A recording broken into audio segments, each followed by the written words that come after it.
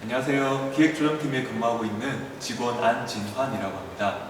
이번에 소개해드릴 책은 유명하고 조금 진부할 수는 있지만 대학생 시절에 꼭 한번 읽어보셨으면 하는 마음에서 추천해드리는 마이클 샌델의 정의란 무엇인가입니다.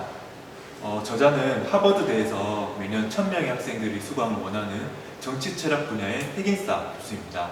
수업 듣는 것도 지겨운데 또 대학 교수 강의를 들으라고요? 그것도 하버드라는 어려운 수업을이라고 생각하실지도 모르겠습니다. 하지만 저자는 과거 철학가들의 사상을 좀 이론적으로 답답하게 전달하는 것이 아니라 실제 사회 문제와 연결해서 이해하기 쉽게 고민과 성찰을 통해 생각하게끔 도와주고 있습니다. 일반적으로 정의란 과연 무엇일까? 라는 것을 디파인하는 거죠. 때로는 고정관념들을 조금씩 새로운 각도에서 한번 비판적으로 바라보도록 도와주기도 하고, 한 번은 극단적인 상황의 주인공 독자들을 생각하게 만들어서 머리가 쭈뼛쭈뼛하는 경험을 선사해주기도 합니다. 먼저 책에 대한 호기심을 불러일으키기 위해 몇 가지 사례를 짧게 소개를 해드리도록 하겠습니다. 일명 기찻길 딜레마라고 하는 이야기인데요. 많이 들어보셨을 겁니다. 기찻길 끝에 기차를 운전하고 있는데 기차가 브레이크가 고장이 났습니다. 그런데 그 길 끝에는 5명의 인부들이 일을 하고 있습니다.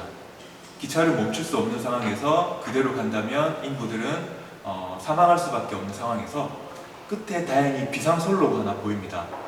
그런데 비상선로에도 1명의 인부가 일을 하고 있습니다. 과연 이 상황에서 여러분들은 어떤 결정을 내리시겠습니까?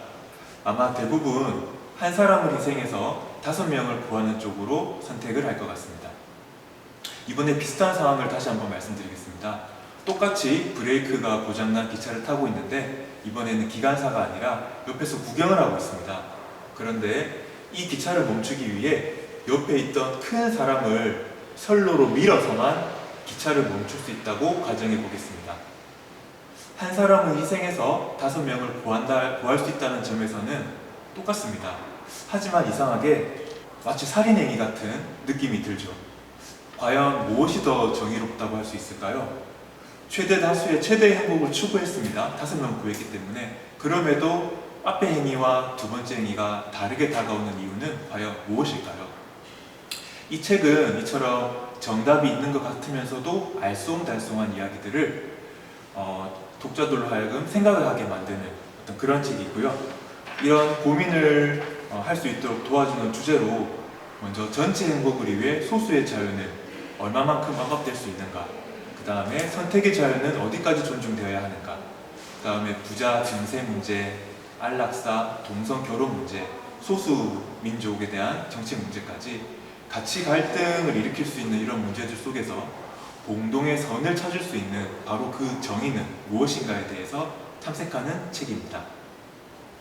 혹시 여러분들은 생각하는 정의는 무엇일까요?